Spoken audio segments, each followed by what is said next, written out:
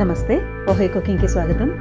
ఈరోజు నేను పెసరపప్పుతో చట్నీ ఎలా చేయాలో చేసి చూపిస్తాను. ఇది ఫైర్లెస్ కుకింగ్ అని చెప్పుకోవచ్చు. స్టవ్తో పని ఉండదు దీనికి. ఇది అన్నానికి చాలా మంచి కాంబినేషన్. దీన్ని చేయడానికి ఒక పాత్రలో 100 గ్రాముల పెసరపప్పు తీసుకున్నాను.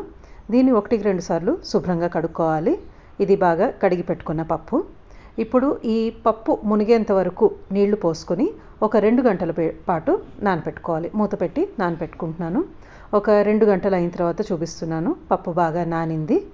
ఇలాగ ఒక చిదిమితే ముక్క అయిపోతుంది. ఇంతవరకు నానితే సరిపోతుంది.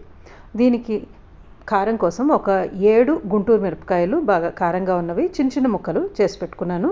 గ్రైండ్ చేసుకోవడానికి మనకి ఈజీగా ఉంటుంది చిన్న ముక్కలు చేస్తే. వీటిని ఫస్ట్ జార్లో బ్లేడ్ పైన వచ్చేసేట్టు వేసుకుంటున్నాను. ఇప్పుడు బాగా నలిగి మొత్తం కలిసినట్టుగా వస్తుంది.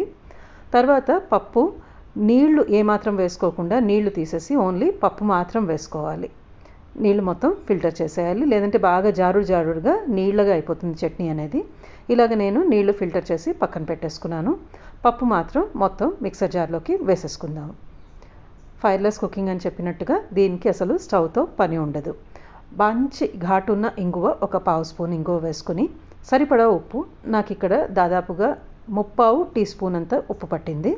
ఇది ఇప్పుడు బరకగా గ్రైండ్ చేసుకోవాలి. మనకి పెసరపప్పు అనేది అక్కడక్కడ ముక్కలుగా మనకి తగులుతూ ఉండాలి. అప్పుడు అన్నాన్ని కలుపుకొని తినడానికి చాలా బాగుంటుంది. చూడండి, ఇలాగా గ్రైండ్ చేసిన తర్వాత చూపిస్తాను. చిన్న ముక్కలుగా పెసరపప్పు ఇంకా అక్కడ కనిపిస్తూనే ఉంది. అలాగే ఎండుమిరపకాయ ముక్కలు కూడా చిన్నవిగా కనిపిస్తూ ఉంటుంది. మరి పేస్ట్ లాగా అయిపోయినట్టుగా రాదు.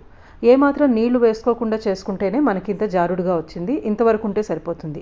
అదే నీళ్లు పోసుకుంటే ఇంక అసలు దోసపిండిలాగా వచ్చేస్తుంది అనమాట. దీంట్లో పులుపు వేసే పద్ధతి లేదు. పులుపు కావాలి అనుకున్న వాళ్ళు కాస్త నిమ్మరసం పిండుకోవచ్చు.